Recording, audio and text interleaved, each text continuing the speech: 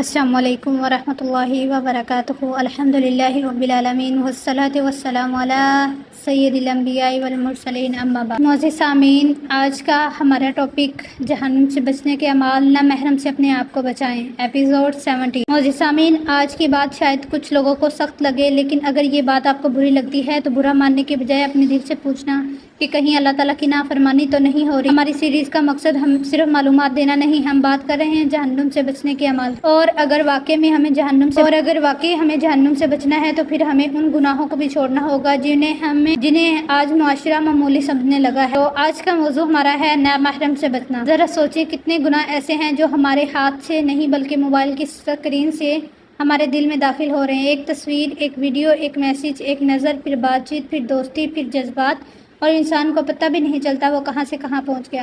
اللہ تعالیٰ نے قرآن مجید میں ارشاد فرمایا، مومن مردوں سے کہہ دو کہ اپنی نگاہیں نیچی رکھیں اور اپنی شرمگاہ کی حفاظت کریں، یہ ان کے لیے زیادہ پاکیزہ ہے۔ اور اگلی ہی آیت میں مومن عورتوں کو بھی مخاطب کرتے ہوئے نگاہیں نیچی رکھنے اور پاک دامنی کی حفاظت کا حکم دیا گیا۔ ذرا غور کریں، اللہ تعالیٰ نے صرف یہ نہیں فرمایا کہ زنا مت کرو، بلکہ اس سے پہلے ہی ایک راستہ بند کر دیا نگاہ کی حفاظت کا، کیونکہ بہت سے بڑے گناہ ایک چھوٹی سی نظر سے شروع ہو جاتے ہیں۔ ذرا اپنے آپ سے سچ بولیں، آج ہم کہتے ہیں بس تصویر ہی تو دیکھی ہے، بس بات ہی تو کی ہے، بس چیٹ ہی تو کی ہے، ہماری نیت خراب نہیں۔ لیکن سوال یہ ہے، اگر نامحرم سے تعلق رکھنا اتنا ہی معمولی تھا تو اللہ تعالیٰ نے ہمیں نگاہیں نیچے رکھنے کا حکم کیوں دیا؟ ہمیں ہر چیز کا جواز چاہیے۔ ہم کہتے ہیں ہم تو بس دوست ہیں، لیکن رات چیٹنگ ہوتی ہے، ہم تو بس بہن بھائی جیسے ہیں، لیکن دل میں جذبات پیدا ہو چکے ہیں، ہم تو صرف ایک دوسرے کو سمجھتے ہیں۔ لیکن اگر یہی تعلق حلال ہے تو پھر اسے نکاح کے راستے پر کیوں نہیں لاتے؟ بات کو سمجھ لیں کہ شیطان کبھی بھی آپ کو پہلے دن یہ نہیں کہے گا چلو آج ایک بہت بڑا گناہ کر لو، نہیں، وہ پہلے کہے گا بس ایک نظر، پھر بس ایک لائک، پھر ایک میسج، پھر بس تھوڑی سی بات، پھر کیا ہوا، ہم تو دوست، اور پھر وہی دوستی انسان کے ایمان، حیا اور سکون کو کھا جاتی ہے۔ آج کا سب سے بڑا امتحان نامحرم سے بچنا صرف بازاروں میں نگاہیں نیچی رکھنے کا نام نہیں، موبائل بھی امتحان ہے۔ انسٹاگرام، ٹک ٹاک، فیس بک، یوٹیوب، واٹس ایپ، آپ کے ہاتھ میں پوری دنیا کی تصویریں اور ویڈیوز موجود ہیں۔ آپ اکیلے کمرے میں بیٹھے ہیں، کوئی انسان آپ کو نہیں دیکھ رہا، اللہ تعالیٰ دیکھ رہے ہیں، یہ ایک جملہ ہے۔ لوگوں سے چھپ سکتے ہو، اللہ سے نہیں۔ جب آپ اسکرین پر کچھ دیکھتے ہیں تو فوراً اسے بند کر دیتے ہیں، کیونکہ آپ کو یاد آتا ہے کہ میرا رب مجھے دیکھ رہا ہے، تو یہ اللہ تعالیٰ کے خوف کی علامت۔ لیکن جب انسان تنہائی میں گناہ کرے یا سوچے کہ مجھے کون دیکھ رہا ہے تو اسے یاد رکھنا چاہیے کہ اللہ دیکھ رہا ہے۔ قرآن کہتا ہے یقیناً اللہ تعالیٰ آنکھوں کی خیانت کو بھی جانتا ہے اور ان باتوں کو بھی جو سینوں میں چھپی ہیں۔ رسول اللہ صلی اللہ علیہ وسلم نے بھی خبردار فرمایا، صحیح مسلم میں ہے، رسول اللہ صلی اللہ علیہ وسلم نے فرمایا، آنکھوں کا زنا دیکھنا، کانوں کا زنا سننا، زبان کا زنا بات کرنا، اور ہاتھ کا زنا پکڑنا، پاؤں کا زنا چل کر جانا، اور دل خواہش کرتا ہے پھر شرمگاہ اس کی تصدیق یا تردید کرتی ہے۔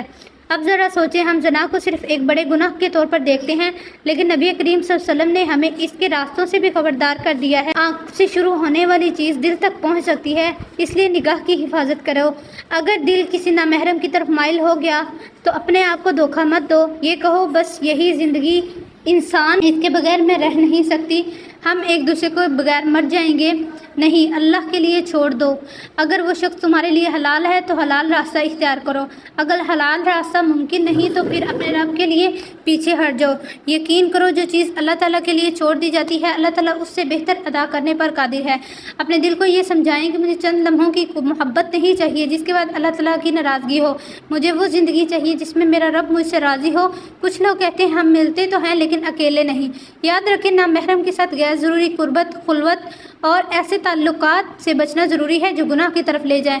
رسول اللہ صلی اللہ علیہ وسلم نے فرمایا، کوئی مرد کسی عورت کے ساتھ تنہائی میں نہ ہو مگر یہ کہ اس کے ساتھ اس کا محرم ہو۔ اسلام ہمیں گناہ کے آخری قدم سے پہلے ہی اس کے راستے بند کرنا سکھاتا ہے، کیونکہ اللہ تعالیٰ نے ہمیں تباہی سے بچانا چاہتے ہیں۔ اب ذرا دل پر ہاتھ رکھ کے سوچیں، اگر آج رات آپ کی زندگی ختم ہو جائے تو کیا آپ چاہیں گے کہ آپ کی آخری سرچ نامحرم کی تصویر ہو، آپ کی آخری چیٹ کسی نامحرم کے ساتھ ہو، آپ کے فون میں ایسی تصاویر ہوں جنہیں آپ کے اپنے گھر والے بھی نہ کھول سکیں، آپ کا آخری وقت کسی ایسے تعلق میں گزرے جسے اللہ تعالیٰ نے حرام قرار دیا؟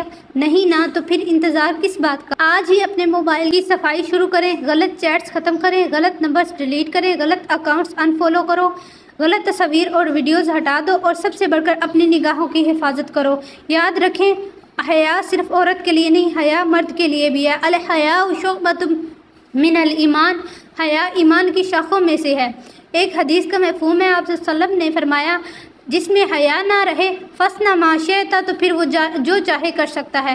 نگاہ نیچی رکھنا اللہ تعالیٰ کا حکم ہے، اس کے عورت بھی پابند ہے اور مرد بھی۔ ہم دوسروں کی حیا پر انگلی اٹھانے سے پہلے اپنی نگاہوں کا حساب کریں، کیونکہ قیامت کے دن رسول اللہ صلی اللہ علیہ وسلم نے قیامت کے دن سوال یہ نہیں ہوگا دوسرے کیا کر رہے تھے، سوال ہوگا تم کیا کر رہے تھے۔ اپنے موبائل کی صفائی کریں، ایسے تمام اکاؤنٹس، تصاویر، ویڈیوز، چیٹس اور رابطے جو آپ کو نامحرم اور گناہ کی طرف کھینچتے انہیں ختم کریں، اور آج پورا دن ایک خاص نیت رکھیں، یا اللہ میں اپنی نگاہ تیری رضا کے لیے بچاؤں گی۔ اگر اچانک کوئی غلط چیز سامنے آ جائے تو فوراً ہٹا اور دل میں کہیں اللہ تعالیٰ مجھے دیکھ رہا ہے۔ معزز سامعین، جہنم سے بچنا ہے تو صرف دعائیں نہیں، فیصلے بھی کرنے ہوں گے۔ جنت چاہیے تو کچھ چیزوں کو چھوڑنا پڑے گا، اللہ کی رضا چاہیے تو کبھی کبھی اپنا دل کی خواہش کو مارنا بھی پڑے گا۔